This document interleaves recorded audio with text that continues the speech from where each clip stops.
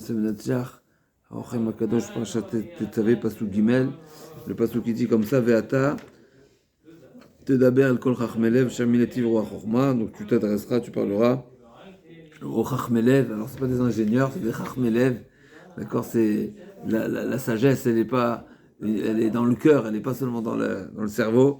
Asher Miletiv Roa Chorma, c'est que qui les a remplis d'esprit de Chorma, Ve'asu Bigde Aaron, les Kadesho, les Chanoli, et ils feront les vêtements pour Aaron, les Kadesho, c'est ça ce qui va le sanctifier, les Chanoli, et ils vont le rendre Kohen. Donc on avait dit que la notion de Keuna, c'est un service, un shirut, et il y a les Kadesho, les Chanoli, on sait que le Kohen, il se sanctifie par les vêtements, alors que c'est pas forcément le cas, c'est pas forcément nécessaire et exigé pour le service de manière générale, comme le Haochem Akadosh nous a dit. La preuve en est que Moshe Rabbeinu, lorsqu'il a réalisé le service pendant les 7 jours d'inauguration, il n'a pas eu besoin des vêtements. Donc il ne se sanctifie pas par les vêtements. Aaron à Cohen, oui, Aaron et ses enfants, du fait que c'est un service, ça va être constant, ça va être continu, alors il y a cette nécessité, cette exigence d'avoir des vêtements qui sont réservés au service. Celui qui réalise un service comme ça ponctuellement, il n'y a pas cette nécessité. Il nous dit Rashi, les Kadesho, les Chanoli, deux éléments. Les Kadesho, les Achniso, Bekiuna, les Dabgadim chez Kohenli. Donc c'est-à-dire que il devient, il est sanctifié dans le but de réaliser, de devenir Kohen, avec les vêtements, les Shon Kuna Shirutu. À nouveau, Rashi nous rappelle que le terme de Keuna, c'est service. Il nous dit au Haochem Akadosh. Le Haochem Akadosh va nous soulever plusieurs points, entre autres, cette répétition à nouveau de Ve'ata. D'accord, Akadosh Baruch Hu s'adresse à Moshe, Ve'ata. Donc Ve'ata Tetzavé, Ve'ata Krevelecha et Aronarecha, Ve'ata Tedaber. Oui, mais Ve'ata, 3 reprises et Ve'ata. On sait bien, Akadosh Baruch Hu parle à Moshe Rabbeinu, pourquoi et toi, à nouveau. D'accord. Donc, Ve'ata Tedaber Tamomro Ve'ata, Shtechu Be'atzmo, Lihit Tapel Badavar, Lidaber Chachmelev. C'est toi, Moshe Rabbeinu, direct en personne, que tu seras, voilà, qui t'es désigné, tu dois te donner à parler à tous ces ingénieurs-là. À nouveau, on n'a pas dit c'est l'ingénierie classique, c'est Miletiv Roi Chochma, d'accord, c'est spirituel. Et Vagam, Shama, Vasta Bigder, Kudesh Aaron Achicha, Chazash me parle de voir Kilo, Hu, Yase, La, Piv, Unasim. Alors qu'Ajmochou lui a dit, et tu feras des vêtements à Aaron à Cohen, mais c'est pas toi en personne qui va les faire. Toi, tu vas superviser. Toi, tu vas ordonner. Tu vas transmettre les ordres qui vont permettre aux ingénieurs et toutes les personnes qui sont à même de réaliser ce service, de le mettre en œuvre,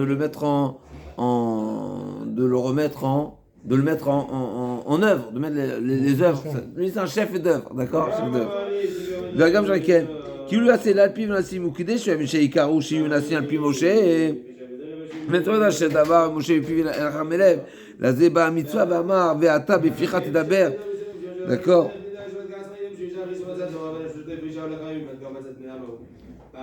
Donc ici, c'est un ordre à part entière, d'accord, que Moshe Rabbeinu lui-même, n'est-ce pas, le transmettre et donne les ordres. Vedigdek lomar el kol ki zeu echad mitzvoen mevakim shadavar me'ashlemat hadat u'meratzon halev shedaber adevarim lekulam yachad. Haochem Akadosh va insister encore sur cette particularité, cette particularité de la position, on va dire plus précisément de Moshe Rabbeinu à ce sujet, puisque à nouveau, comme nous avons vu précédemment, Moshe Rabbeinu, ne pas oublier, il a été déchu de cette mission qui aurait pu être la sienne, à savoir de servir au Beth Amikdash, et donc peut-être qu'il manquerait un petit peu d'enthousiasme, d'élan et de volonté profonde de transmettre le message et de partager cette mise en place au bénéfice quelque part de Aaron à Cohen. D'accord? Shimaya davar davonefesh et de l'omar davar chez lui fne rabim. Kolo shachot davar lifne echal, lo davar fne shtaim, qui a d'abord pris toutes les Moshe chez lui ou Raoul Shai fne Ameler. Parce que finalement, si Moshe Rabbeinu pouvait se suffire de parler à une personne, il n'aurait pas parlé à tout le monde. Mais forcément, si on parle à tout le monde, c'est que ça fait partie du devoir. Pourquoi ? Parce que c'est quelque chose qui est gênant pour Moshe Rabbeinu de demander de demander à faire les vêtements pour Aaron, puisque ça sous-entend ici son inaptitude au service. Asher Alken, qui va Hachem, la Sotima, d'Aber, El Kol Rachmelev, Bazé, Vada, Lena, Kol, qui Nefesh, Ravetza, Vedev Shalem, de manière à ce que ce soit expressif, que Moshe Rabbeinu le fait avec de plein gré et Chaz Shalom sans retenue. Il est totalement pas d'accord, c'est pas le mot approprié, mais il adhère complètement et il a aucune, sans retenue, il accepte cette mission.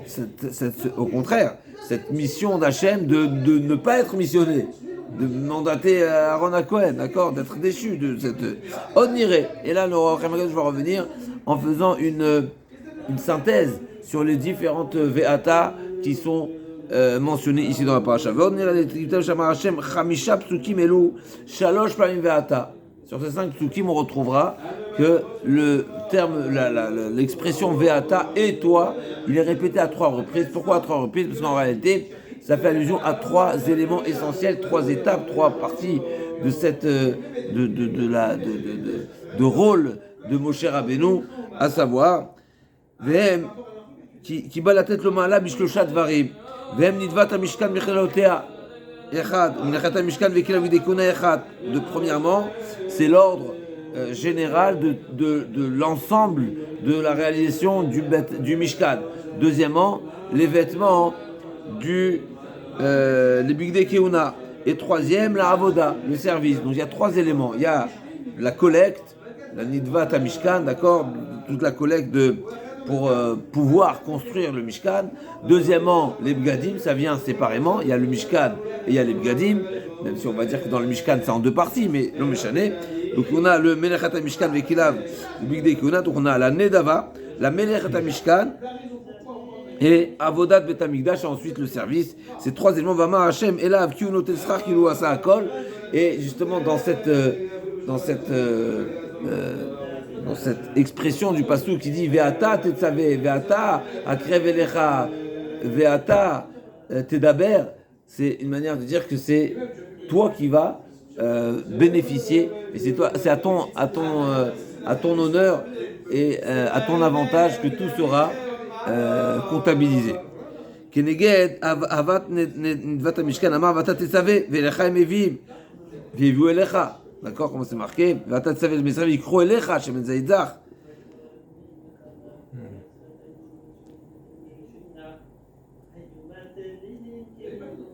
והוא מה שאמר, ויקחו אליך, אני לך מצווה להביא, והם יביאו אליך לעשות, זה מלאכת המשכן אמר, ותדבר כל חכמי לב, וזה נאמין לשלוחה ותגיד לומר אל כל, כדי שכל המעשים שהוא ינסים במשכן, הוא ינסים בשליחותך, tout soit fait en mandaté par Moshe Rabbeinu, ou כאילו הוא עשה, à tel point que ce soit considéré comme si c'est Moshe Rabbeinu lui-même qui les a réalisés.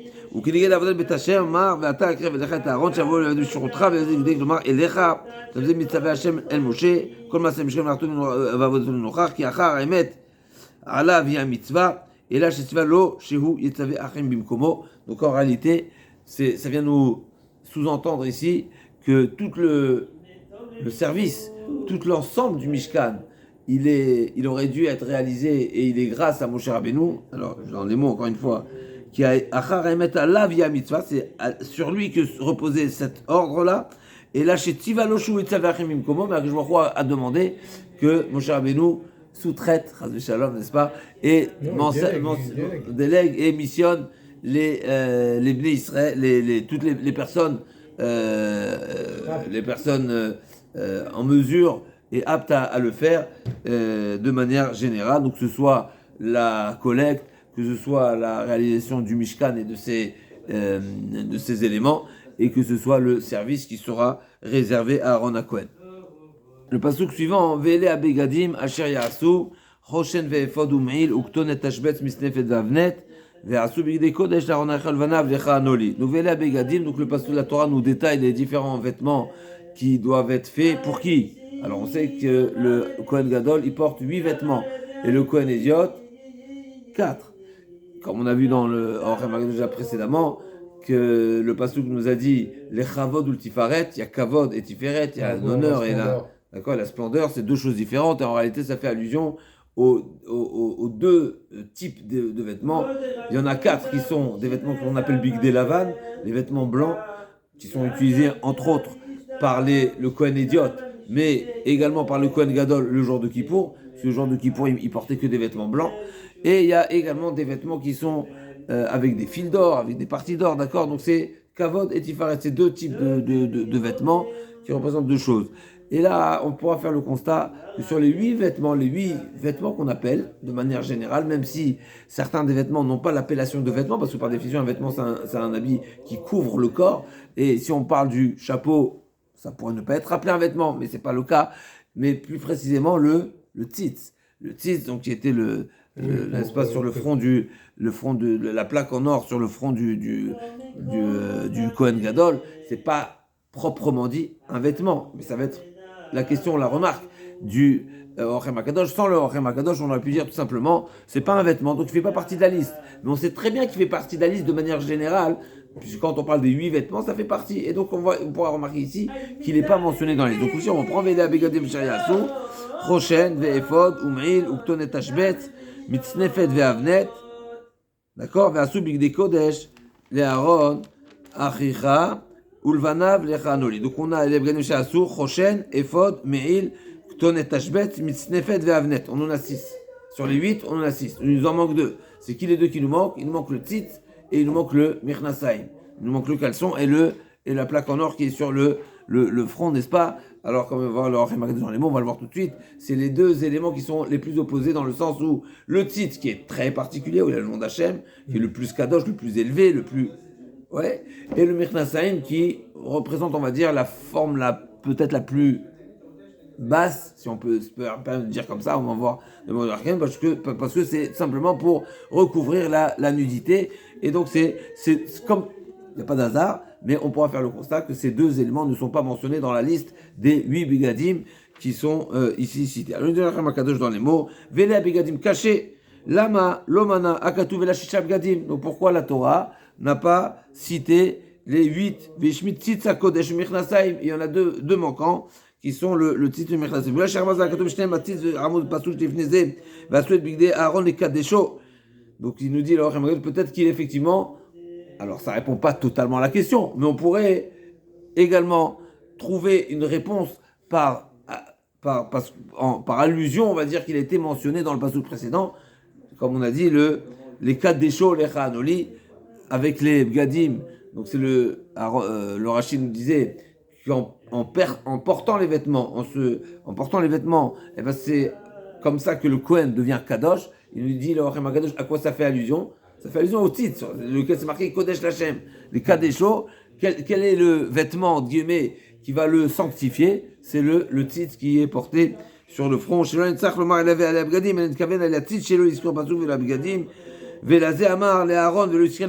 pour ça que ces vêtements sont dans le passouk précédent, donc dans le passouk Gimel, on remarquera que l'ordre Ve'asu et Bigde Aaron, les Kadesho, les Chanoli. Le terme Kadosh, il est mentionné uniquement quand on parle des vêtements de Aaron. Pourquoi quand on parle de Aaron et pas quand on parle des vêtements des Kohanim, des enfants de Aaron? Réponse, parce que Aaron, il est Kohen Gadol. Et le Kohen Gadol, il a quelque chose de particulier qui le sanctifie. C'est quoi la chose de particulier? C'est le tzitz. Donc c'est pour ça, il dit en allusion, on peut le retrouver déjà dans le passage précédent. Alors à nouveau, je dis, ça répond pas à 100% à la question, mais en tout cas, on peut le retrouver. Donc il est déjà mentionné. ולזה אמר לאהרון ולא יזכה לבניו. לזה להציץ. ואומר לשון רבים לצד שהוא לבדו לא יועיל כי 8 בגדים מעכבים זה את זה.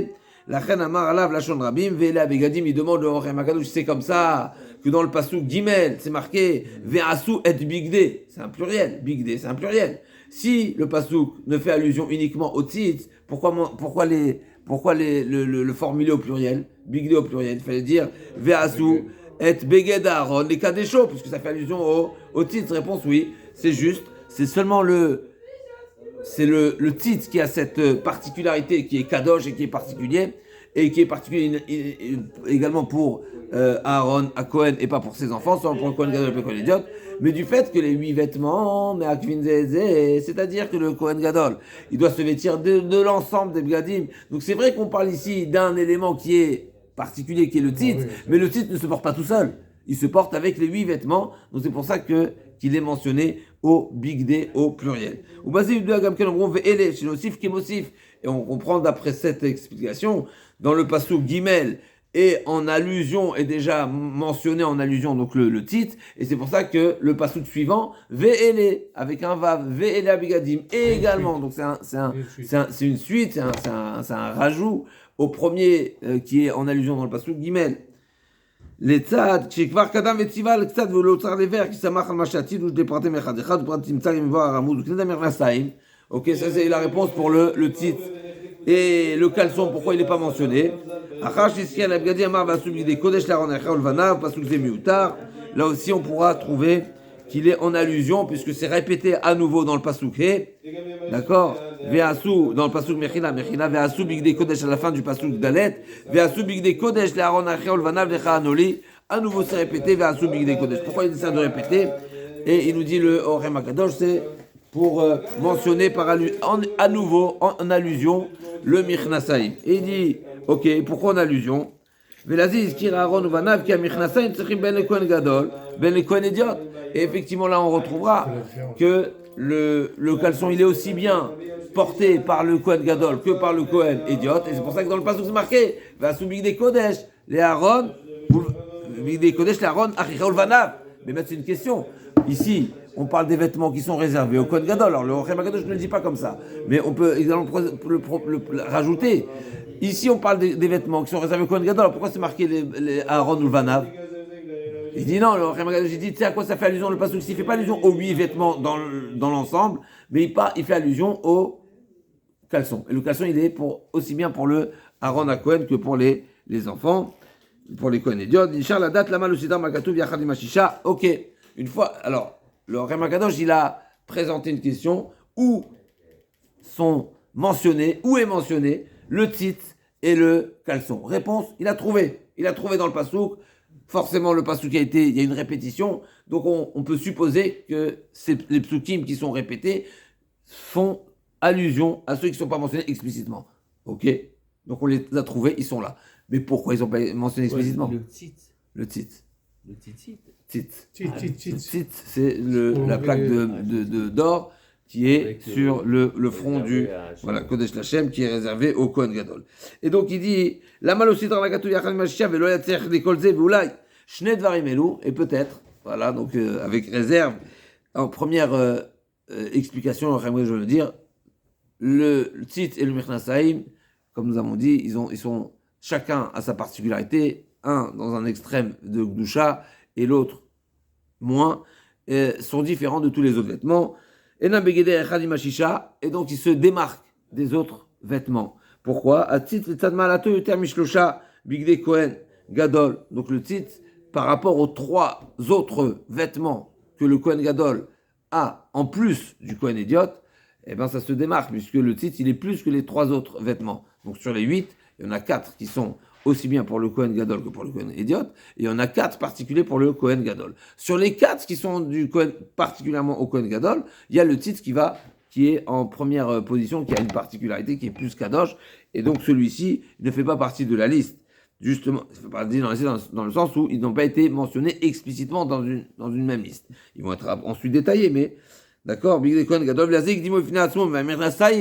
et pareil, le caleçon, les tzad yotam be'agla prutam yushem bigdei kohen idiot lazer yachro befina atzmo v'shem adraga shava. Donc le reste des vêtements, ils sont du même. Donc il y a les 4 du Kohen Gadol. Sur les 4, c'est 1 et 3. Et pareil pour les 4 vêtements du Kohen Idiot, il y a 3 et 1. Chacun à chacun à sa place, à sa juste valeur. On irait tard. C'est pas un vêtement le pectoral. Si, tous les vêtements. Alors pourquoi il ne met pas les tzitzit? C'est pas le sujet. Non mais. Première explication. On irait tard, masot kachach, nitkaven lomar, shetzech, la sot bigdei kiuna, lishman, la zebet ve'asu.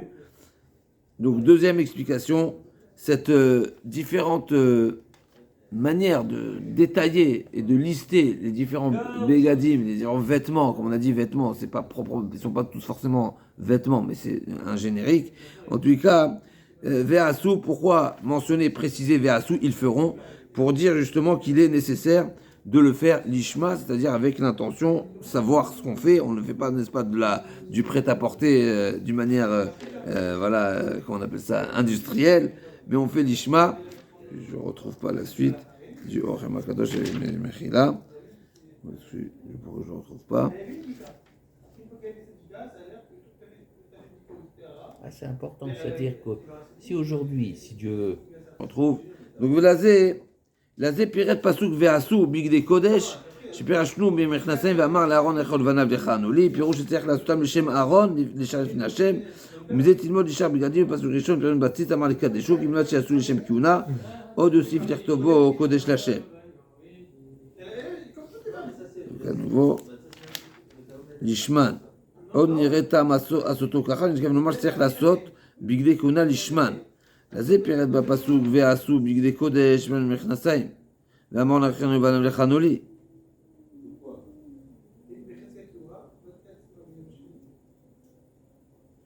ומזה תלמוד לשאר בגדים, פסוק ראשון שלנו בציץ אמר לקדשו. Donc dans sa deuxième explication, si je comprends bien, dans sa deuxième explication, il vient simplement répondre à la question pourquoi une fois que la Torah nous a dressé la liste des différents vêtements, il est nécessaire de répéter Ve'asu bigdei kodesh amar lechanu li.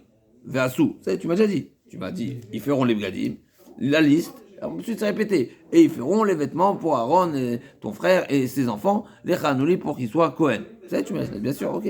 C'est quoi cette répétition? Réponse, non, c'est pour justement insister sur ce point, sur cette exigence que la confection de ces vêtements doivent être l'ishma, avec l'intention que justement je fais des vêtements pour Aaron qui vont servir pour le service du Beth Amikdash, des Chanoli. Qui confectionne ces vêtements? Celui qui les confectionne. Celui qui les fait.